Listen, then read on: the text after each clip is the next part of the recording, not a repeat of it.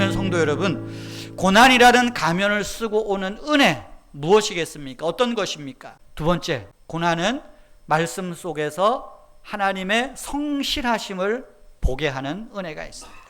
여러분 73절을 보세요. 주의 손이 나를 만들고 세우셨사오니 내가 깨달아 주의 계명을 배우게 하소서. 지금 이 시인이 말하는 건 뭡니까? 자기의 존재를 말하는 거예요. 내가 누군가? 나는 하나님이 나를 만드시고 하나님이 나를 지금 이곳에 세우셨구나.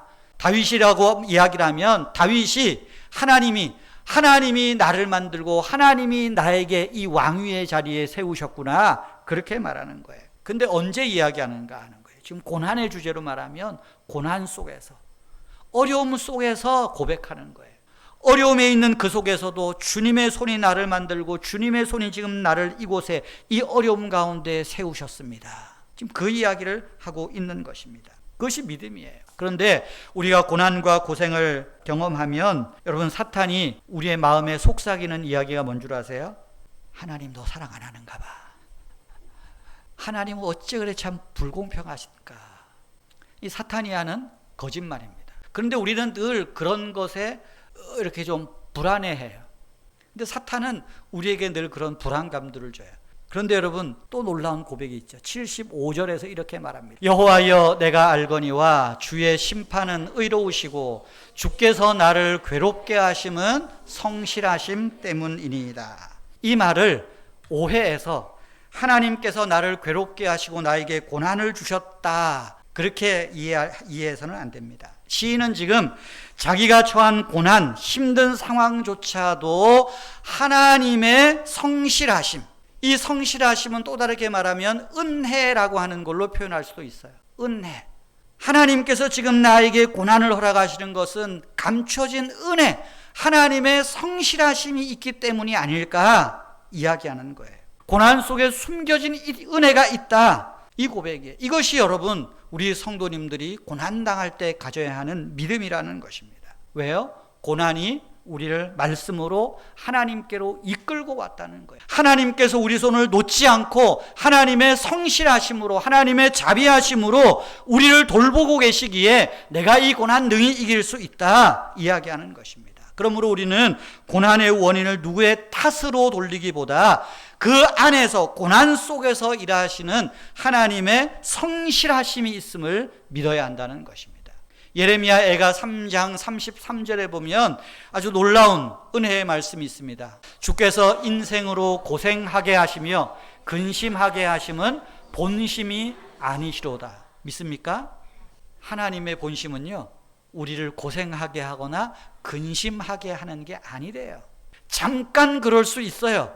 왜? 하나님의 본심이 아니니까 잠깐 눈 감고 계세요. 하나님의 본심은 뭘까요? 3장 22절 23절 여호와의 인자와 긍휼이 무궁하심으로 우리가 진멸되지 아니함이니이다. 이것들이 아침마다 새로우니 주의 성실하심이 크시도소이다.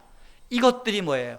여호와의 인자와 긍휼이 아침마다 새롭다. 형통할 때도, 고난 중에도, 근심 중에도 하나님의 인자와 긍휼하심은 마르지 않는다는 거예요. 그래서 주의 성실하심이, 주의 사랑하심이 크시도소이다.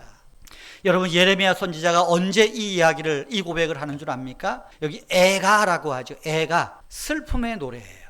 이스라엘 백성이 바벨론의 포로가 되고 예레미야도 포로가 되어서 묶여 있습니다. 눈물을 흘리고 있습니다. 고난 속에서, 눈물을 흘리는 속에서 이 이야기를 하는 거예요. 내가 고생하고 근심하는 것 하나님의 본심이 아니야.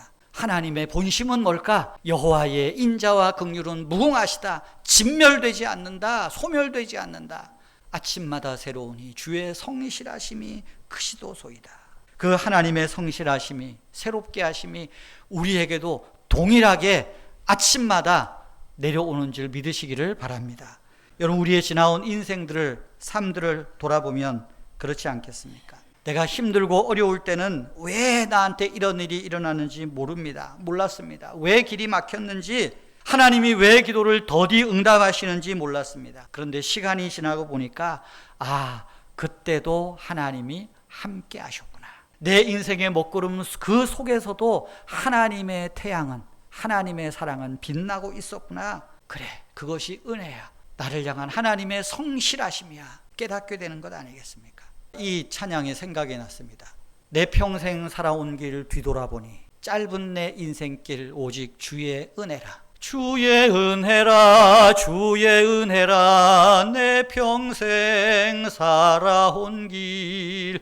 주의 은혜라, 주의 은혜라, 다함이 없는 사랑. 내 평생 살아온 길 뒤돌아보니 이것 그것 주의 은혜가 있었다. 다함이 없었던 주님의 사랑이 있었다. 그 고백을 하는 거예요.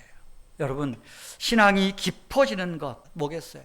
고난과 근심 가운데서도 다함이 없는 은혜, 그 사랑, 성실하신 하나님의 사랑을 믿는 것 아니겠습니까?